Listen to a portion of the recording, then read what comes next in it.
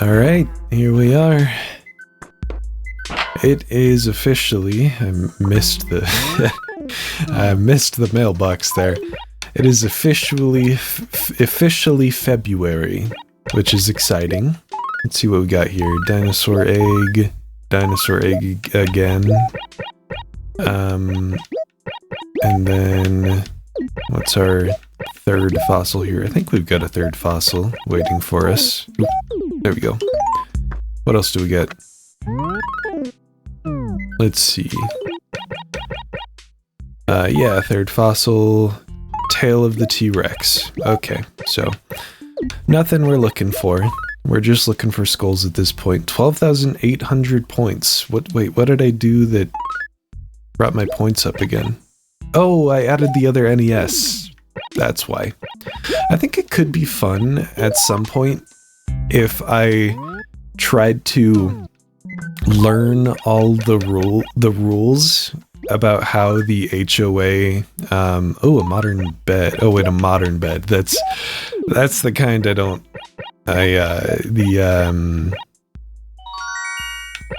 what am I trying to say? The furniture theme, I guess, furniture line that I'm not really a huge fan of. I think it'd be cool to try and learn all of the, what was I saying? Oh, the HOA, HRA rules, see exactly how it totals up all the points, and, see if we can min-max it and get some ridiculous amount, just, you know, to fuck around and have some fun with the game a bit. There we go. Oh, and we gotta check the turnip prices too. It is Saturday, so however much they are, 101 bells. I think I bought them at like 103 or 104, so I basically broke even in the end, right? I mean, it's fine. So let's get all those sold, make sure we leave some. Why are you still... Are you stuck?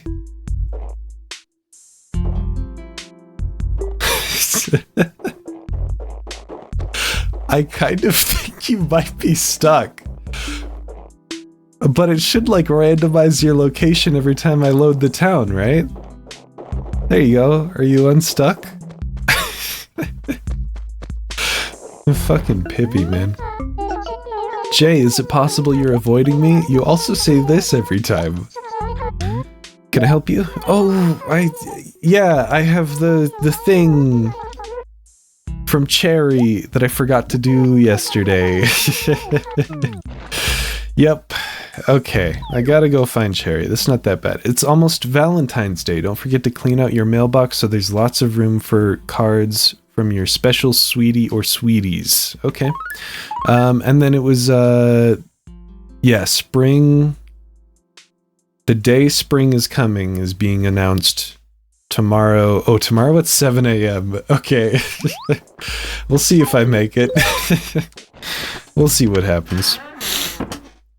So, today, I guess I was, feeling a little bit inspired because, that turnip is still outside, isn't it? I'm gonna go ahead and sell this one. I assume the turnip outside is going to rot, and then we'll be able to get some ants tomorrow.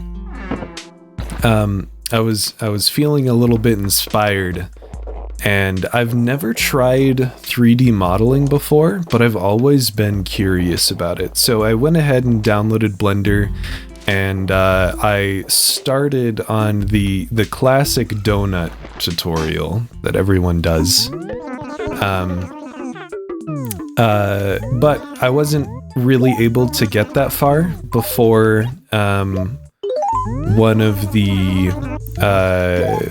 people that I worked with on the game jam messaged me and said like, hey, I I guess he was also feeling kind of inspired after the game jam, because he was like, hey, I finally want to go ahead and put together a GDD and like a list of minimum viable product requirements and start development on this game that me and you have been talking about for a little while, and just finally get going on that. And I was like, hell yeah, let's do it. And ideally with this game, he should be like the lead developer, and I'm just going to be doing like additional programming and stuff, and my main focus is gonna be music and whatnot. I don't know what the fuck I'm doing. Yeah, that's fine. What am I doing? I want to put my sweater back on. I think that's what I want to do. There we go. So, for that reason, we decided we were going to go with Unity instead of Godot. Because I'm very familiar with Godot, but he's very familiar with Unity. And he knows nothing about Godot.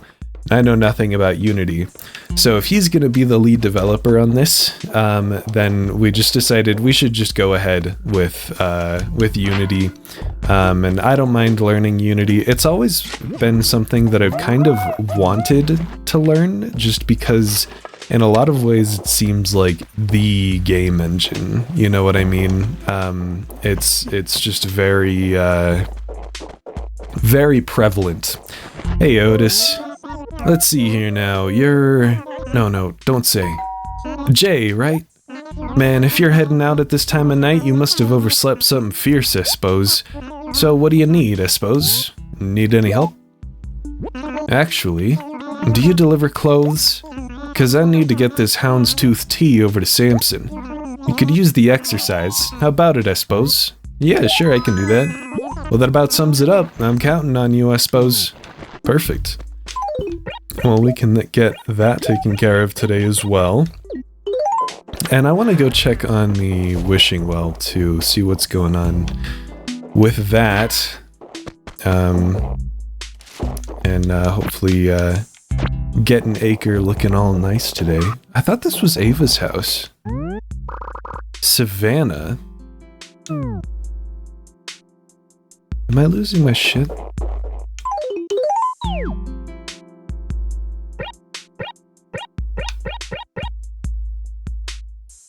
Am I being fucked with right now? Oh, hey, Cherry. What sort of weirdness are you up to every night? Seriously, tra-la-la. Isn't it kinda strange that we haven't met up in like a bunch of weeks? What? Are you seriously saying I was just spacing out the entire time? No way. So what's going on, tra-la-la? I'm picking up. Actually, Bertha just came and just took that videotape from me with no explanation. Yeah, can you believe that? I've totally been begging to get it back, but no dice. What's a girl to do, huh? I know. You can go get it. Totally, that's the greatest idea ever, tra-la-la. Alright, Bertha it is, I guess. And what is the, wishing well saying today? I just noticed it looks like a little gnome on the wishing well, and he's holding like a little staff. Is that a reference to another game? I feel like it could be. The staff looks like it might be from something, but that also just kind of looks like a generic fantasy staff. Go to acre C1. Oh wait, did that say too many trees? Hold on a minute. Trees are things of beauty, but too many of them can spread sadness, not joy. They block out the sun. Make a chore of finding paths. Okay. That makes a little bit more sense now. So I guess what we can do in that case... Is this C1 here? This is C1, right? Yeah. So I can cut down all these other non-fruit trees. Is this my X? Yeah, this is my X. And then hopefully that'll take care of it. That was kind of cool. I didn't expect it to hit the wall there. Yeah, so we decided we're gonna go with Unity for this game we're working on. I'm not going to reveal any details about it yet, just in case this becomes something we actually take really seriously and want to, you know, handle it professionally. So I'm going to stay kind of vague, but it is going to be a more fast-paced action game, sort of similar to what we made for the Game Jam. We really like fast games with big, loud guns and things that go boom. So that's probably going to be a general through line with a lot of the games we make together. So that's exciting. And this is a game that I actually came up with the original concept for this game.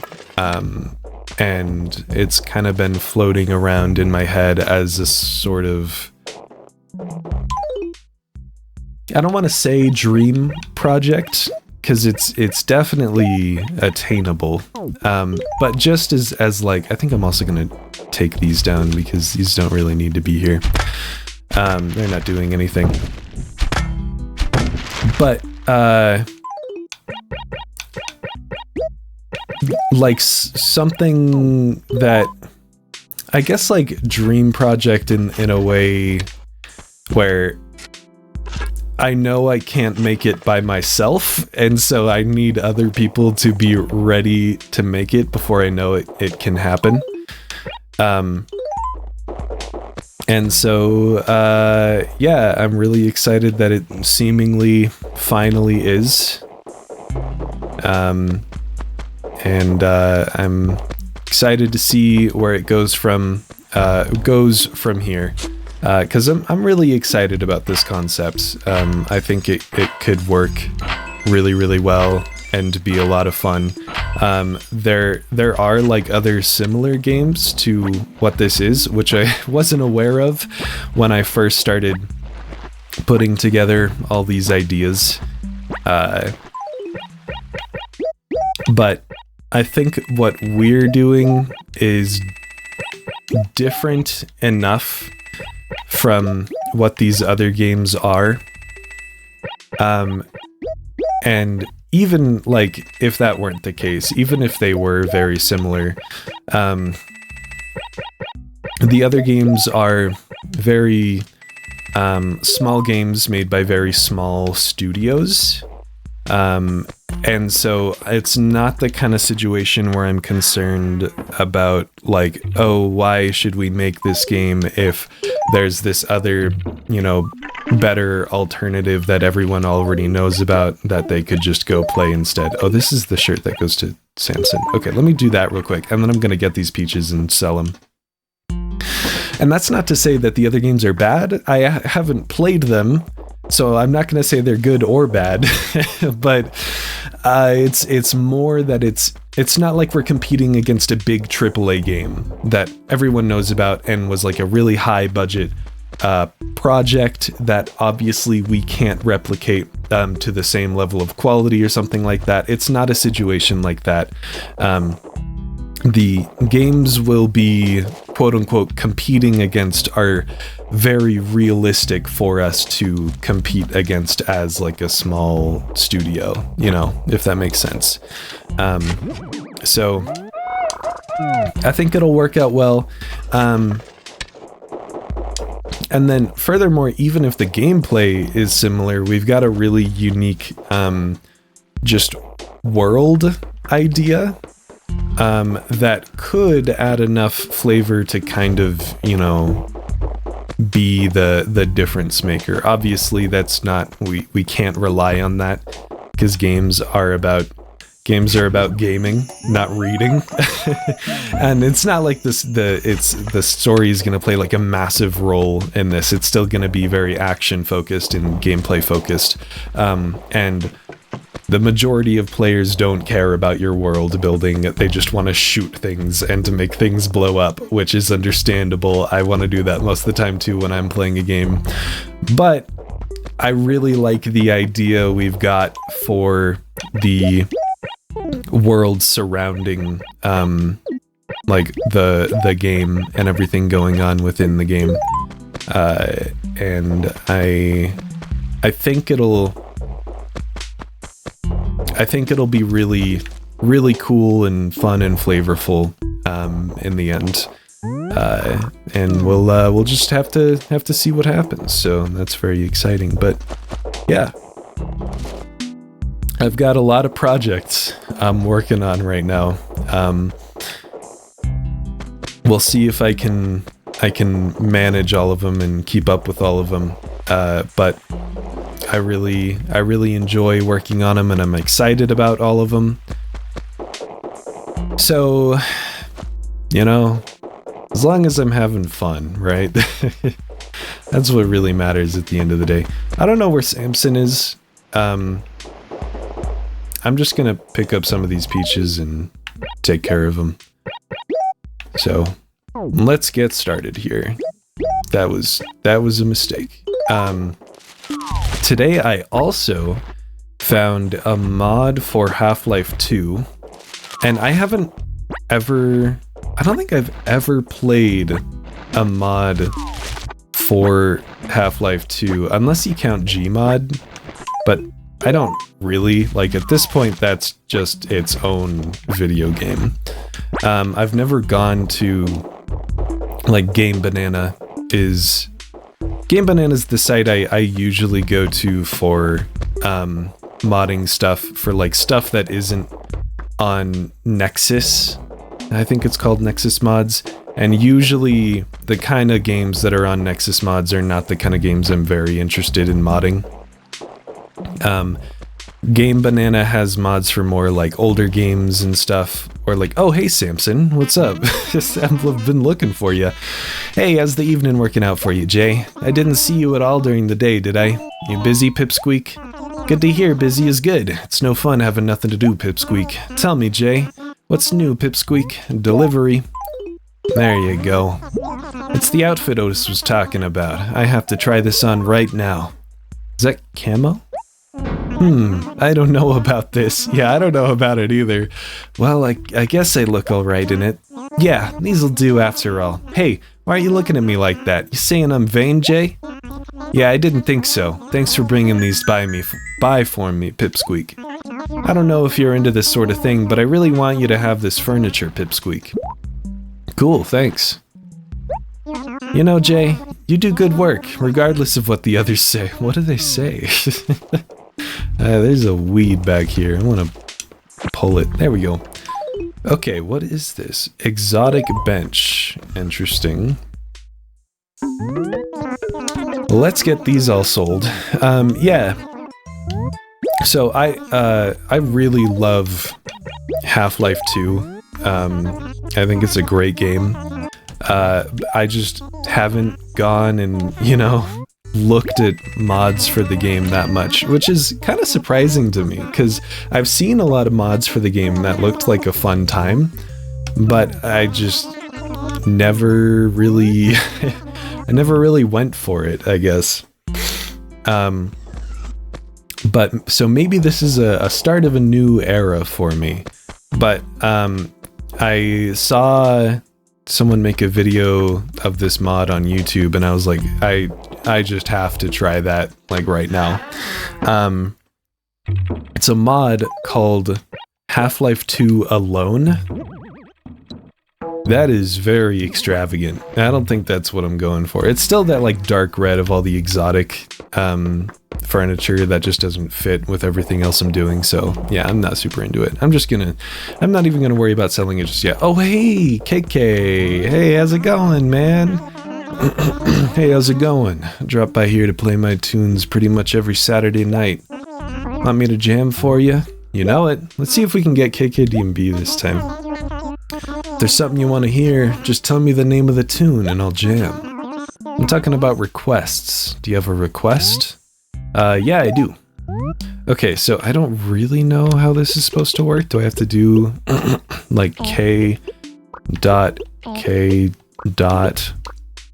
space D and B, maybe? Oh yeah, that tune is wild. Dig it. KKD and B.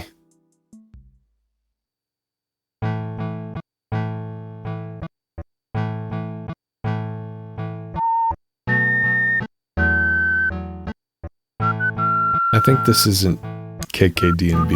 You know what? Why don't you just play something for me? Just play something random. Cool.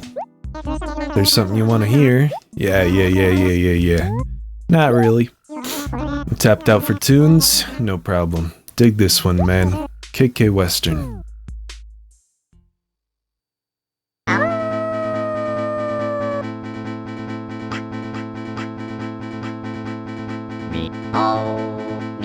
Now, not me, we, me, not me, wait now,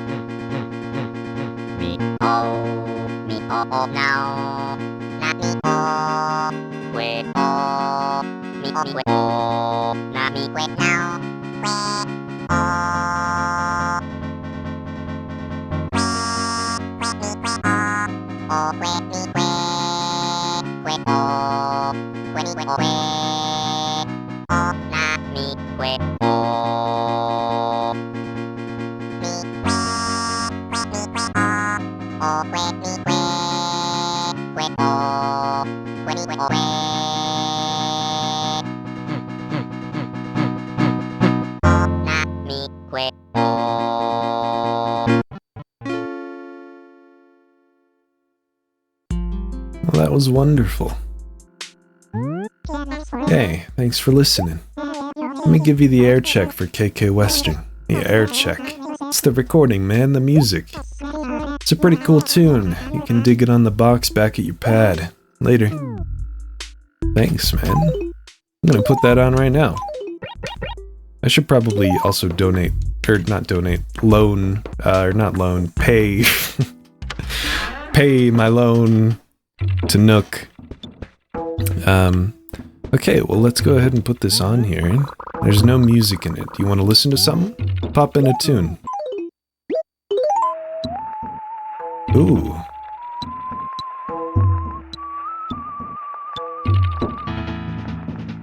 Hell yeah. Alright.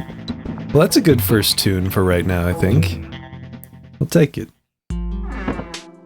Okay, let's go pop by the post office. I can sell these fossils and pay off a bit of my loan.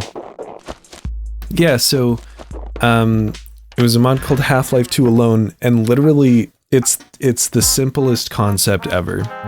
It literally just, it takes Half-Life 2, but it removes all the NPCs, and sets every level so it's at night and like a little darker than normal, and it's just you exploring all of the original levels from Half-Life 2 completely by yourself, which might sound boring. And to a lot of people, I think it probably is. But I have this like it's like a fascination, I guess, with old video game graphics. I don't even know, like, that's not even the right way to say it. It's not just old video game graphics. It's like there was this era from like the year 2000 to the year 2005 or so, maybe a little bit after that, where video games that were going for a realistic graphics, like graphic style, art style, I guess,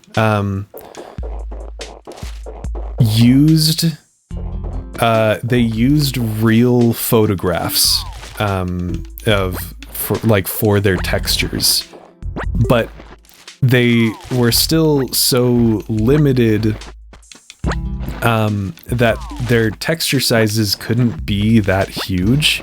So you have all of these like digital landscapes that aren't like totally low poly.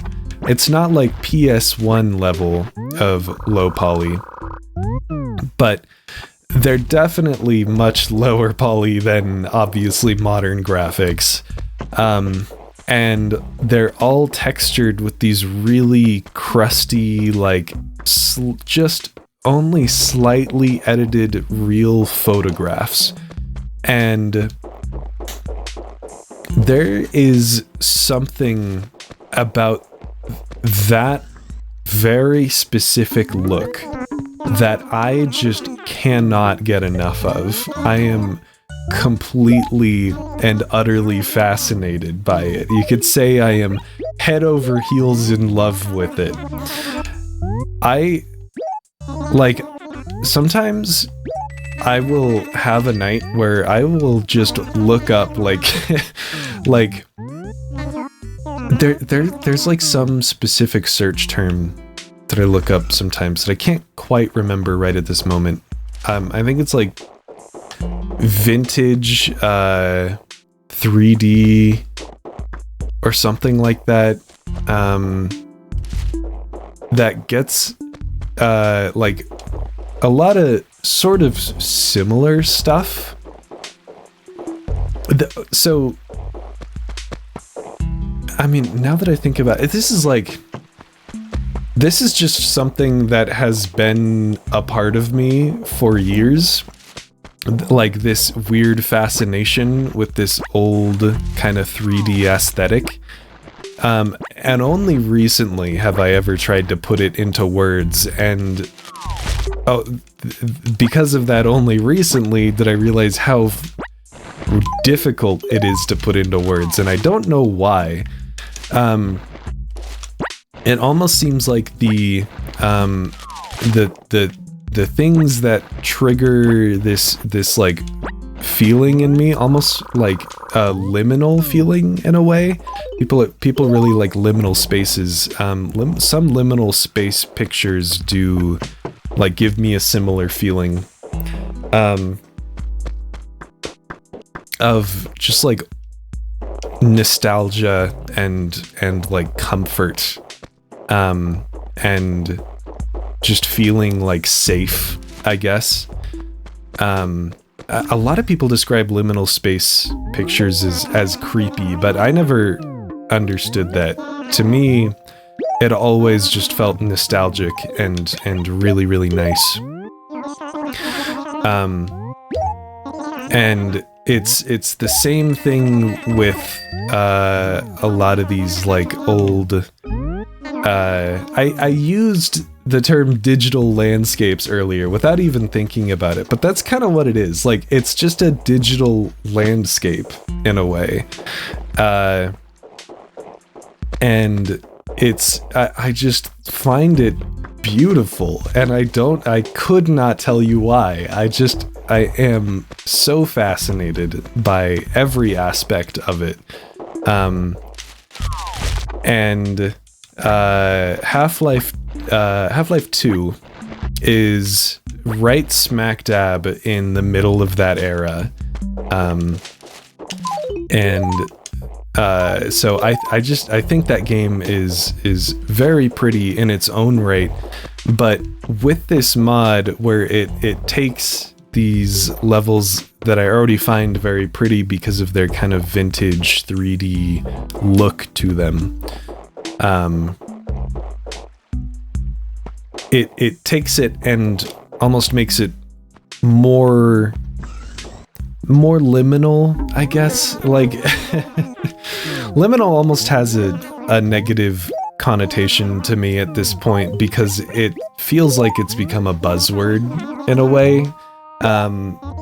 Whereas, and like a lot of people have a very specific idea of what liminal means, specifically surrounding internet culture, whereas for me it's a feeling, and so when I say liminal, it doesn't translate very well to what other people think of when they think of or say liminal.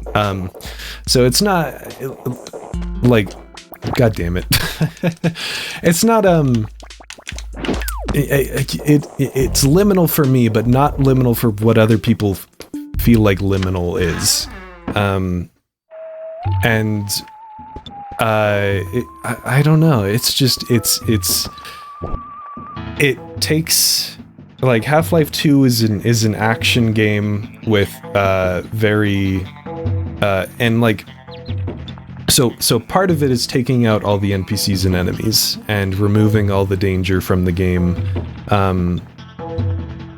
and I think just the idea that there is no danger, but there's also nothing to interact with either, puts you in an immediate mindset when you go in of just like, I am here to just wander around and chill out and look at these like digital worlds. I guess I feel really stupid saying like digital landscapes and digital worlds, but that's the only way I feel like I could really describe it. So it's that it's like not only removing the enemies that makes it feel safe, it's removing any interaction at all, because that removing that interaction switches the mindset. Like I said, when there's still stuff you can interact with, it's like the gamer in you is looking for conflict. It's looking for things to shoot, but knowing for a fact that there's like nothing to interact with going in just completely changes what you do. And then that in combination with like setting the time of day to night on every single level, and darkening all the environments so that it has more of that kind of liminal feel to it. And again, liminal in the way I think of liminal. It doesn't feel creepy.